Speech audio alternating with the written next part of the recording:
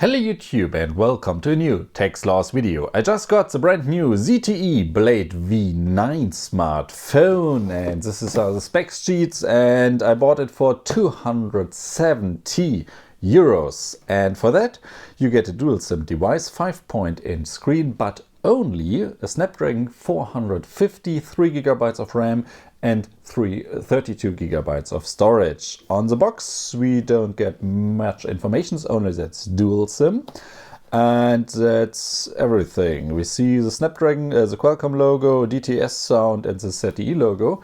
And I have to say, the box itself is not really that high quality. This is a box like from a no-name China brand, but not from a big company like ZTE. This is something I'm a little bit skeptical here.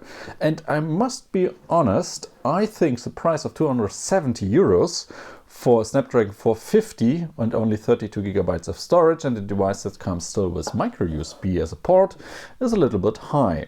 So let's see what else do we got here. We got there we got already the device, but we start slowly.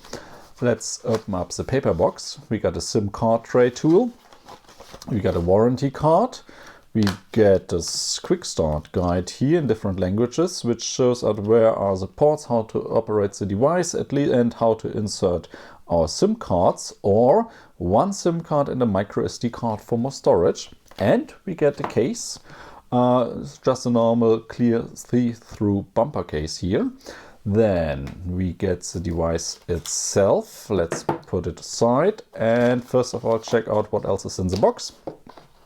So you already saw I got the black version of the device, and let's get out the charger and the USB cable. Let's see. We got also a headset, white headset. This headset also is an antenna because the V9 still got a radio built in. Then we get our white USB cable. So this is USB to normal USB to micro USB.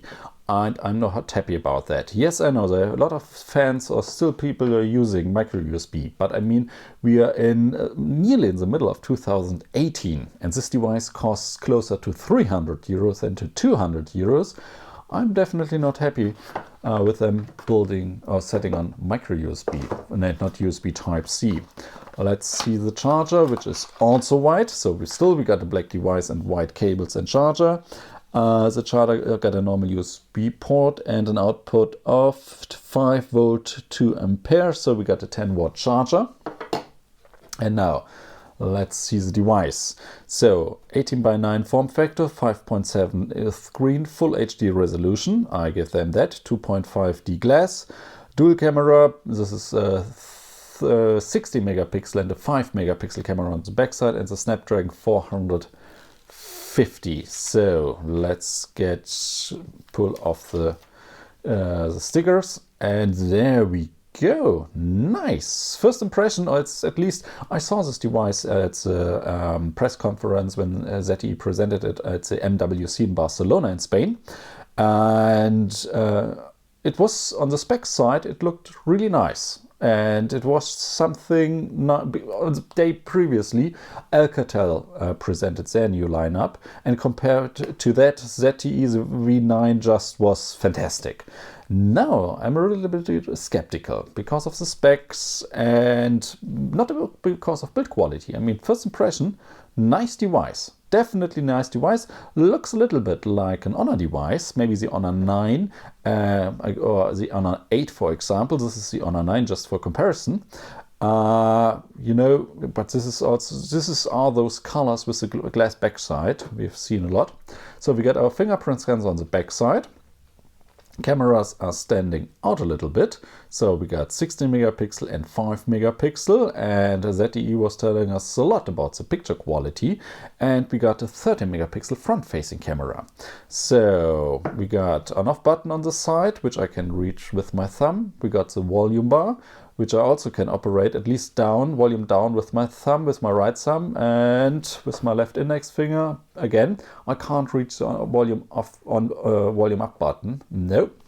Then on top we see a microphone, antenna stripes, and the headphone jack. And I like the headphone jack on top.